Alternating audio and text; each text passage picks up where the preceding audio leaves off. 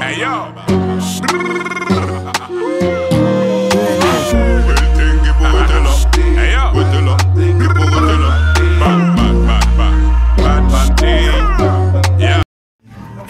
Et bonjour à tous les crocos, j'espère que vous allez bien. Voilà, c'est Toto Alligator. Voilà, j'ai retrouvé mon chapeau. C'est la swimrun, c'est l'heure de la swimrun. On va arriver quasiment aux 3 km. On va aller voir les 3 km. Voilà, petit point tout seul, bah, je suis en forme, un peu malade, excité. Voilà, hier on a perdu, on a pris un point, mais la bonne nouvelle c'est qu'on a pris un point à Toulon, donc c'est une bonne nouvelle malgré tout. Et là, c'est vraiment la course, il y a énormément de... Regardez, je vais vous montrer.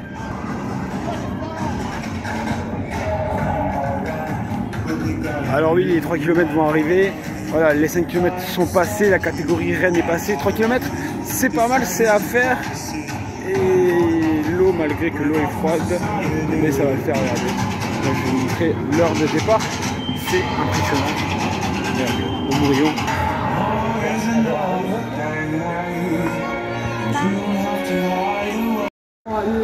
Allez, c'est parti, regardez, voilà, les nageurs sont partis, le 3 km sans palme, voilà. Commence à paraître une course, et bien il y a toujours la tête de course qui est ici, voilà, on voit à peu près la tête de course qui est là, le premier, deuxième, troisième, on enchaîne à la fin, le dernier, le petit doigt, bon voilà, c'est 3 km, les 3 km avec palme sont partis 5 minutes avant, et là maintenant c'est du nage libre, du crawl, donc voilà, c'est vraiment la vitesse de croisière pour certains, l'objectif c'est vraiment de finir la course, oui, mais de ne pas abandonner. 3 km c'est très très long dans la nage, voilà, il faut prendre le temps de faire les choses et partir vite. Ça ne veut pas dire qu'on arrive en premier, voilà. Alors, il faut savoir qu'à Sifour il y avait la course qui était annulée parce que les orages ont perturbé un peu tout ça. Il faut savoir que les nages libres c'est différent parce qu'il faut avoir une norme d'eau. Enfin, je demanderai à certaines personnes comment ça se passe une course en nage libre. Mais voilà, il faut avoir une idée d'eau, comme les Jeux Olympiques, pareil, la Seine, assez polluée, pas polluée, enfin, bref, j'en parlerai avec des connaisseurs, mais là c'est parti la compétition. Après il restera 1005 et après ça sera 1500 km. Allez, j'avais dit l'événement spécial, les swimruns, vous avez vu qu'à Toulon, on était parti voir hier le match. Au Mourillon également, il y avait une campagne de sensibilité et je suis également avec le fondateur, avec la personne qui a mené à bien cette sensibilité. C'est important parce que on préserve nos plages de plus en plus, c'est important. La Poisonnie, surtout la Méditerranée, mais je n'ai pas beaucoup en parler. Je vais laisser plutôt Julien qui va prendre le téléphone et qui va parler de ses actions, ce qu'il fait et les buts. Voilà, il va nous parler de tout en fait. Mesdames, messieurs, les crocos, c'est Julien, à toi la caméra. Voilà. Bonjour, donc Julien de l'association Chercheurs en Herbe. Bon, alors, hier après-midi, en fin d'après-midi, on a organisé donc un ramassage de déchets qui s'est appelé la Toulon Clean Up Day en lien avec la Toulon Swim Race. Et donc l'idée c'était de fédérer les bonnes volontés, voilà, et on avait une quinzaine de participants sur cette action coup de poing, voilà, et on a pu ramasser à peu près 13 kg de déchets en à peine une heure. Donc bien sûr, au niveau caractérisation, c'était principalement du plastique, avec notamment 1500 mégots ramassés par les bénévoles. Il y avait aussi 36 bouteilles de verre, une trentaine de bouteilles en plastique, sans compter les emballages plastiques bien sûr. Donc voilà, l'idée c'était de fédérer ces actions citoyennes, puisque ces gens-là participent régulièrement eux-mêmes de leur côté à ramasser, mais de fédérer, de le faire ensemble en fait. Ça permet de se rendre compte qu'on ramasse davantage et que ces déchets c'est quand même problématique parce que nos plages sont assez propres d'une manière générale, mais quand on commence à ramasser, on se rend compte que finalement il y a des déchets qui sont...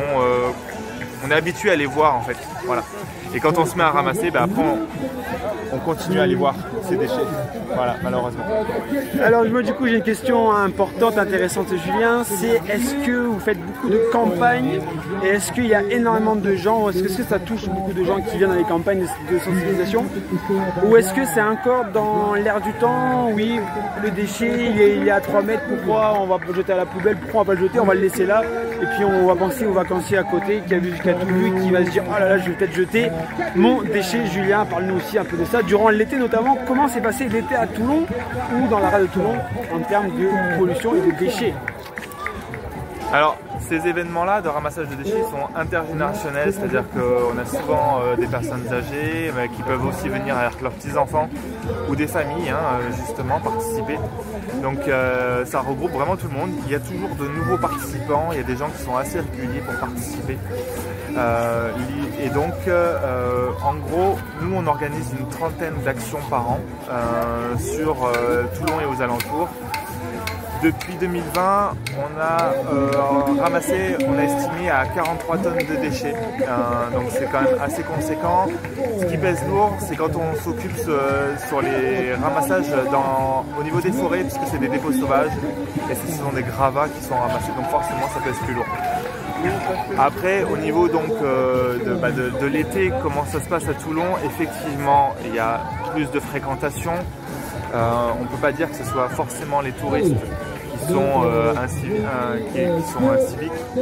mais l'idée c'est que quand il y a forcément une grosse fréquentation, ça va forcément amener plus de déchets. Voilà, donc l'idée c'est de réfléchir à travailler avec la mairie justement pour pouvoir mettre en place les moyens pour améliorer les collectes de déchets, parce que si on a des collectes, la communication justement, ça peut nous permettre d'améliorer et d'éviter qu'il y ait des déchets qui finissent sur la plage. Julien, merci beaucoup, je te remercie de ce témoignage. Voilà, abonnez-vous aussi à sa chaîne, je crois que tu fais un challenge Alors il y a sur Instagram. la chaîne, on est sur YouTube aussi, la chaîne Chercheurs en herbe. Chercheurs en herbe qui sera en lien sur la description, ne vous inquiétez pas. Et donc du coup on a aussi lancé sur Insta et sur Facebook Challenge Posidonie, c'est pour justement axer sur la Posidonie, faire connaître cette plante qui est importante pour notre Méditerranée. Voilà. Merci à vous. Merci à toi Julien. Ah, merci. Alors voilà, mesdames et messieurs, il a tout dit Julien, la posidonie c'est important parce qu'en fait, il faut savoir que la posidonie, si un jour il n'y a plus de posidonie en Méditerranée, ça sera une mer morte et du coup les futurs jeunes qui dans le temps 2030-2040 seront une mer morte et du coup n'auront plus l'occasion de voir les petits poissons, notamment le patrimoine faune et flore de la posidonie. Voilà mesdames et messieurs, on continue ensemble avec la Toulon Swim. Il aura d'autres interviews notamment avec les volontaires, on va essayer, mais voilà la course, on regarde un peu dans cette rade magnifique, un corps de Toulon. Allez les crocos, j'espère que vous allez bien. Alors du coup c'est avec Bérangère qui va nous présenter. Elle est importante, pourquoi l'événement? Parce que c'est la swimrun et dit swimrun on fait beaucoup de trail, de courses, de marathon. Et le plus important tout un sportif, c'est le ravitaillement et manger après la course, pendant la course. Mais là c'est compliqué de manger au Morillon en mer, c'est sûr, mais après la course ça fait toujours du bien. Bérangère, la caméra. Ouais, bonjour à tous, donc en effet avec la Swim Race on est partenaire cette année pour le ravitaillement des coureurs. Donc en sortant de la compétition, vous pouvez profiter des bons produits que la COP sur Mer propose, des produits frais, des fruits essentiellement, des cakes, et on vous propose aussi la possibilité d'avoir des jus de fruits. Et là, je vais vous parler un peu du supermarché, parce que nous sommes un supermarché qui appartient à ses clients. Nous sommes tous propriétaires et ça nous permet d'avoir des produits presque biologiques, quasiment tous biologiques, locaux et pas chers. Donc venez nous voir à l'avenue Général Pruneau à Toulon. Merci Bérangère, je vais montrer la présentation. Regardez, la présentation est magnifique, ils ont vraiment tout fait. Voilà, ils sont incroyables. En plus, c'est des bénévoles, vous pouvez être propriétaire. Le pouvoir d'achat, et malheureusement, ça augmente. Et là, n'oubliez pas que vous pouvez changer de crèmerie et qu'il y a le 28 septembre, porte ouverte. Alors la vidéo sortira le 29 septembre, mais vous pouvez venir de toute façon à la coopérative à Toulon. Allez, merci beaucoup. Mais Bérangère, merci à vous. Merci, à bientôt. Allez, j'espère que vous allez bien. Voilà, alors il y a énormément, nous avons Pure Océan, nous avons eu les sauveteurs, nous avons eu la COP. Et là, on est sur un événement important, sur des personnes importantes parce qu'ils ont un but pour sauver les personnes en mer. Mais moi, je vais pas beaucoup en parler parce que je connais pas trop le sujet et vous non plus. Mais par contre, Ghislaine va se présenter, va montrer, va savoir ce qu'elle nous va nous raconter un peu son quotidien, ce qu'elle fait et à quoi ça sert et dans quel but. Ghislaine, la caméra. C'est à moi. Donc, écoutez, je suis Ghislaine du CFI de Toulon, du Centre de formation et d'intervention de la SNSM, qui chaque année forme des nageurs sauveteurs qui sont sur les plages sur toute la France. Donc on les forme sur l'année pendant 8 mois à peu près et on leur fait passer 6 diplômes. Ça va du secourisme PSE1, PSE2, piscine, BNSSA, SSA en mer et permis bateau et complément avec le permis de radiophonie. Voilà, sur l'année, nous formons un maximum de jeunes, tout ce qu'on peut, et après ils peuvent, voilà, c'est surtout un centre de formation et on essaye de former le maximum de jeunes et d'anciens, parce que ça peut être ouvert à d'autres bénévoles qui peuvent permettre de nous aider à continuer à former tous ces jeunes. Voilà. Il y a combien de personnes qui sont formées à peu près chaque année chez vous? Chaque année, chez nous, il faut compter 10 à 15 personnes par an, sans compter les recyclages, ceux qui recyclent leur diplôme. Et après, on participe à beaucoup de manifestations, des DPS comme aujourd'hui. On encadre on fait des PAPS, C'est la caméra, c'est voilà. Normal. C'est normal, vous inquiétez pas. Il y a un début, Ghislaine. Vous inquiétez pas, Ghislaine, elle est là, regardez. C'est la caméra, il n'y a rien d'incroyable. Voilà, c'est une petite caméra, mais il faut parler à la caméra. Allez, je reprends Ghislaine, tu reprends. Le fil, c'est pour toi. Le quoi? Le fil. Le fil, c'est un... oh là là, je vais y arriver. Hein. On encadre des manifestations sportives avec donc actuellement sur la mer, nous avons 3 bateaux embarqués avec des nageurs sauveteurs. Et donc on récupère au maximum s'il y a des problèmes de natation. Voilà, on ramasse les jeunes, on fait les premières interventions avant les pompiers ou quoi que ce soit. Ghislaine, alors du coup on va faire en 5 mots. Si on peut résumer en 5 mots, qu'est-ce que c'est? Formation au maximum. Formation du coup. Formation, fidélisation, recyclage, c'est déjà les diplômes. Et puis voilà, secourisme avant tout sur mer et sur terre. Et sur mer, voilà. Le mot. Voilà, Ghislaine, merci beaucoup aux sauveteurs en mer, ils sont importants. Allez, on continue, nous, la quête vers de nouveaux peut-être volontaires ou d'autres personnes. Et après, ça sera bientôt l'heure de la course. Allez, les heures approchent et ça va être l'heure du repas, de la collation. Qu'est-ce que je vous réserve de bien pour la course à quasiment 2 heures? Là, il reste à peu près 2 heures. On a recueilli des témoignages assez intéressants. On s'est fait aussi un peu connaître. On a pu connaître aussi par les prestataires. Il nous en manque aussi des prestataires, mais c'est pas grave parce qu'on a toute la journée. Là, on va commencer à se préparer en mode course et on va se préparer pour la course. On va récupérer la C3, la voiture. On va manger et après on va revenir faire des interviews. Et après on va se préparer. Et après, ça va être l'heure de la course. Et la médaille, j'espère. Voilà, j'espère la médaille. La deuxième médaille, la première médaille, c'était le trail des morts. Et la deuxième, ça sera du coup, naturellement, ça sera la Toulon Swim Run. Voilà, le sport pour tous, le sport avec tous. Allez, c'est parti. Direction la C3 pour manger. Allez mesdames, messieurs, du coup je suis maintenant avec toi, ça va, tu as fait 50, pas 50 km mais 5 km. 5 km, voilà, il va nous présenter, il va nous dire sa forme, sa course, sa stratégie de course, s'il avait une stratégie de course, ouais. Et comment il a fait son quotidien, comment il s'est entraîné pour ça également. Vous savez très bien, la vidéo la semaine dernière est sortie, c'était comment mon jour d'entraînement, comment j'ai fait pour entraîner 100 mètres en piscine. Mais lui il fait 5 km, c'est la course reine de la Toulon Swim Run. Noël, c'est à toi. Salut à tous. Hein. Donc disons que je m'entraîne régulièrement, un peu de course à pied, un peu de natation, en piscine, en mer. Voilà, j'ai découvert les palmes il y a 4 ans maintenant. Et à cette période-là, il y a pas mal de courses dans le coin qui sont très sympas. Et du coup, comme la semaine dernière, c'est tombé un peu à l'eau à cause de la météo. Bah, cette année, en tout cas, à Toulon, c'était vraiment une réussite. Hein. Des conditions superbes. Alors bon, la course, comment elle s'est déroulée, c'est parti très fort. Hein. Les premiers allaient très très vite. Donc quand j'ai vu le troisième me dépasser, je me suis accroché.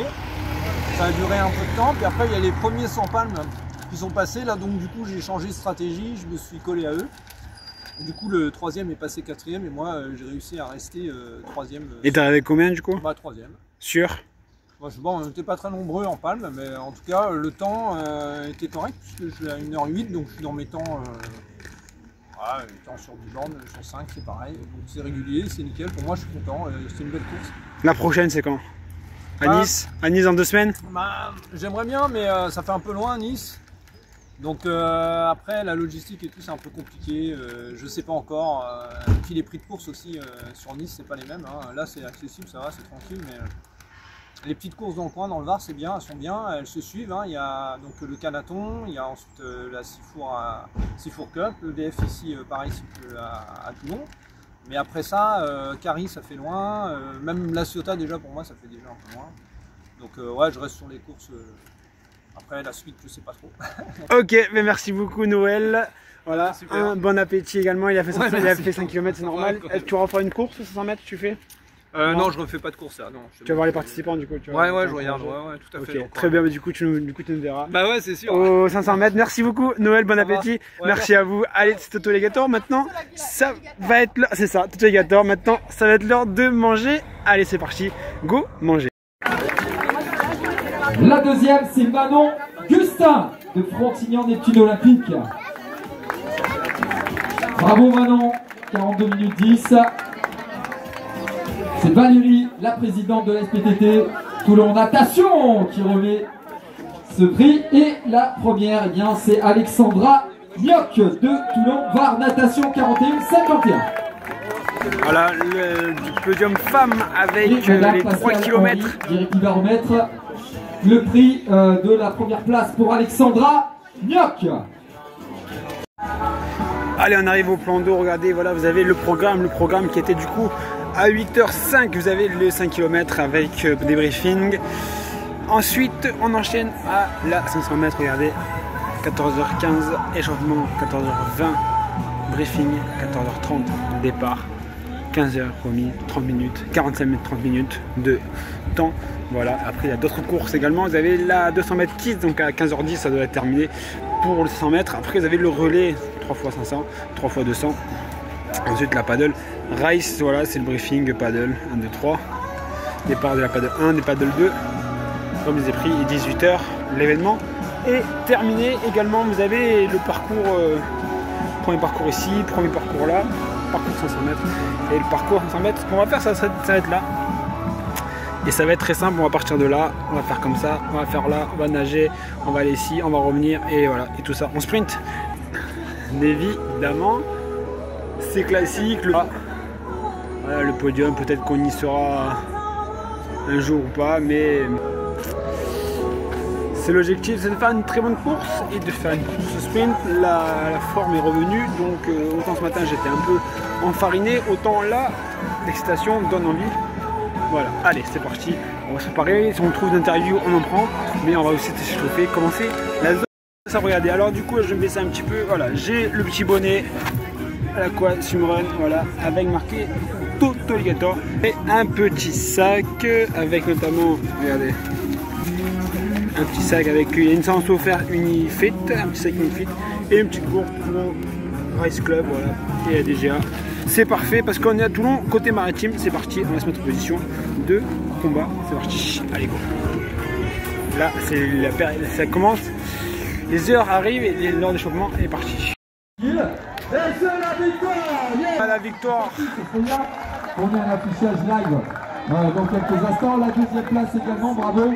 1 et 2, on peut les applaudir très très fort. Ça nage très bien, ça nage.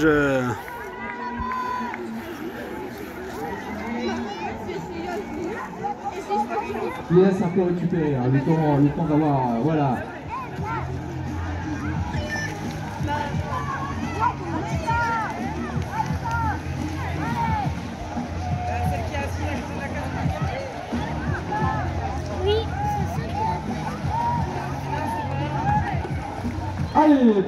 Troisième place, voilà, donc c'est l'une des dernières courses de Rennes, c'était le 3 fois 200 en relais. Voilà, en tout cas, il fait super beau, super compétition, malgré que j'ai pas fait grand chose malheureusement, mais bon, il fallait que je m'entraîne un peu plus, de toute façon, j'étais obligé. Mais voilà, en tout cas, il fait super beau et c'est incroyable.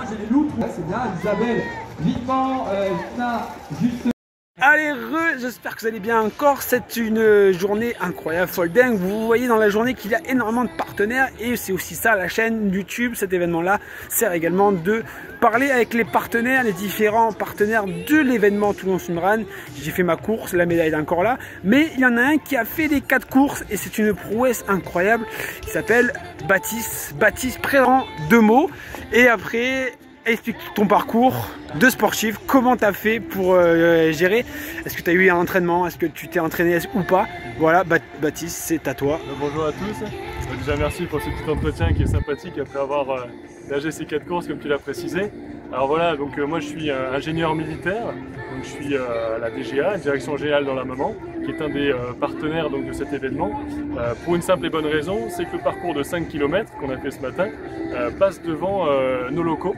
Et en fait, la DGA a donné autorisation de passer devant ces locaux, donc on est forcément attaché évidemment à participer à ce genre d'événement. Ensuite, moi, donc, je suis nageur en loisir. J'ai quasiment fait que de la natation en fait en loisir. Et donc en m'entraînant au quotidien, je me suis dit pourquoi pas relever le défi également. Je savais que le 5000 je pouvais le faire, j'avais déjà fait l'an dernier sur la Swim Race aussi, l'édition de l'année dernière. Et je me suis dit pourquoi pas avec des amis nageurs aussi, pourquoi pas faire plusieurs courses. On savait qu'on pouvait les faire indépendamment, pourquoi pas les faire toutes, donc le 5000, le 3000, le 1005, le 500. Je ne cache pas que c'était assez difficile justement d'embrayer après l'autre, on avait 1 heure et demie de différence. Tu as quand même fait 10 km en tout quand même. Oui, 10 km, c'est ça. En natation, tu t'es dit un jour je vais partir à peu près... C'est en plus équivalent entre natation et course à pied, on a souvent un x4. C'est comme si j'avais fait un marathon en fait aujourd'hui en décomposé. Alors du coup, comment ça a été la récupération, l'avant-course, pendant, la stratégie de course, l'après? Personnellement, je suis parti, j'ai découvert la course, du coup, la 5000 mètres, je reprends. Personnellement, j'ai retrouvé, j'ai commencé à nager et je me suis fait surprendre au début.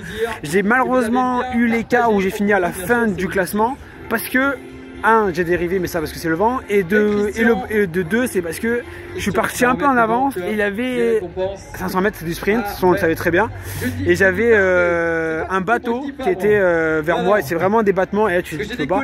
Comment tu peux gérer cette stratégie de course, avoir quel tempo tu te positionnes dans le peloton? C'est aussi la question que ça m'intéresse parce que du coup tu as fait les 4 courses et comment tu stratégies dans le positionnement, parce que si tu arrives premier, il faut que tu imprimes une course qui est du coup premier, deuxième, il faut que vraiment tu tiennes, sinon tu vas être vite avalé.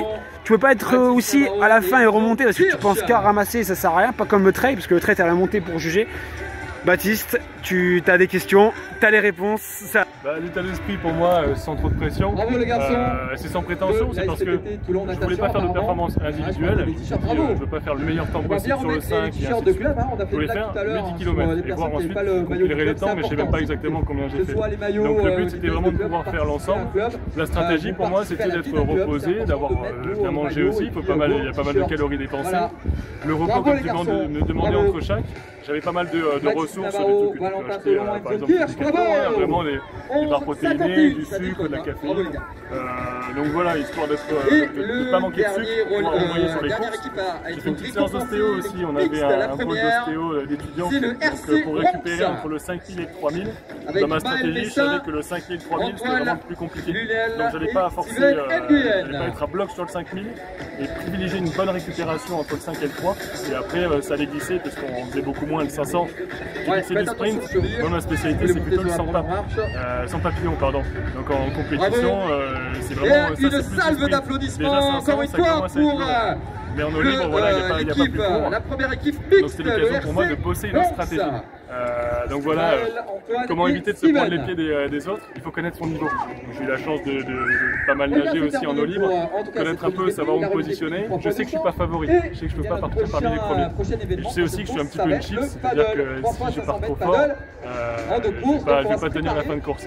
Donc sachant ça, on le fait intelligemment, on commence pas trop rapidement et on essaie de, c'est satisfaisant, de pouvoir dépasser certaines personnes d'affilée. Tu as peut-être vu aussi les palmeurs dans d'autres courses. Donc ceux qui font les palmes commencent avant les 100 palmes. Donc ça m'a permis de voir aussi peut-être du monde un peu plus tôt. Ça motive. Donc en termes de stratégie, finalement, c'est nager, trouver sa vitesse de croisière. Il est 16h34. Quand tu t'entraînes, tu as une vitesse avec laquelle tu sens que tu peux tenir longtemps. C'est celle-là qu'il faut aller chercher. Pas trop vite, pas trop lent. C'est aussi de se mettre derrière les pieds de quelqu'un. Tu connais peut-être le principe aussi de se mettre dans la roue à vélo. Se mettre dans la roue de quelqu'un qui est très proche pour gagner un petit peu en aérodynamisme. Ici, tu as l'hydrodynamisme. Donc se mettre dans les pieds de quelqu'un, on le fait aussi ici. Et ça me permet de glisser un peu. Donc j'en ai profité aujourd'hui.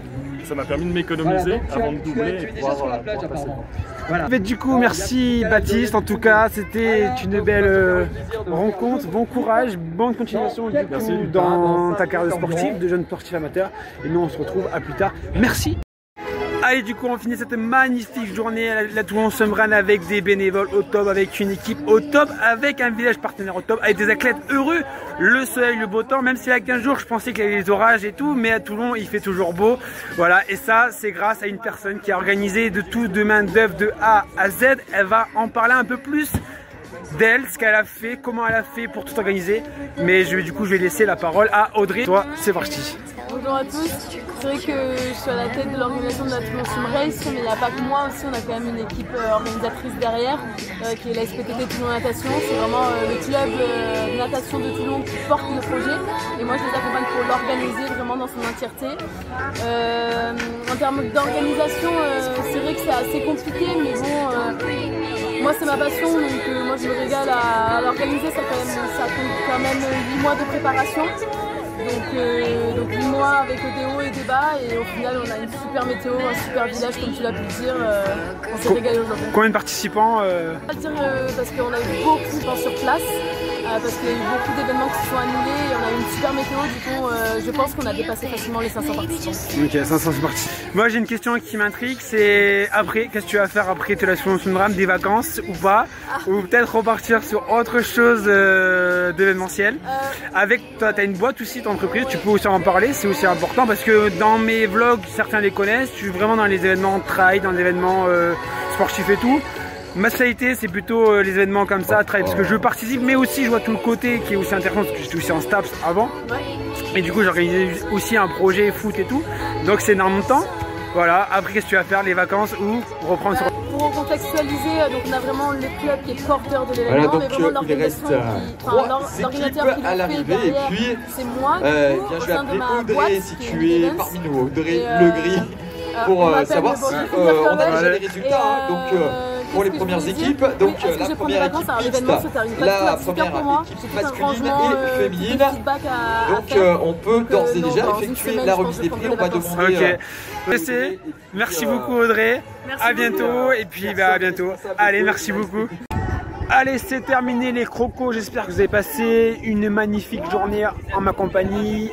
J'espère que vous avez pu voir la Toulon Swim Run. Alors du coup, je vais remercier, je vais commencer par les volontaires, les bénévoles. Merci beaucoup pour l'organisation. Également, merci aux partenaires parce que la DGA, il y a aussi l'école Aix-Marseille, la COPS, la Pure Océan, voilà, enfin après j'en oublie dans d'autres, mais en tout cas ce que j'oublie, je suis désolé, voilà, ça fait 2 jours que j'ai tourné à Toulon.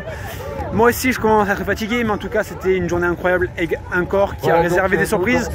Voilà, merci les crocos, n'oubliez pas de vous abonner, d'activer la cloche, et moi je vous dis à bientôt les crocos pour de nouvelles aventures. À bientôt les crocos. Allez, je vous laisse sur une belle vue comme ça, regardez, dans 3, 2, 1, action.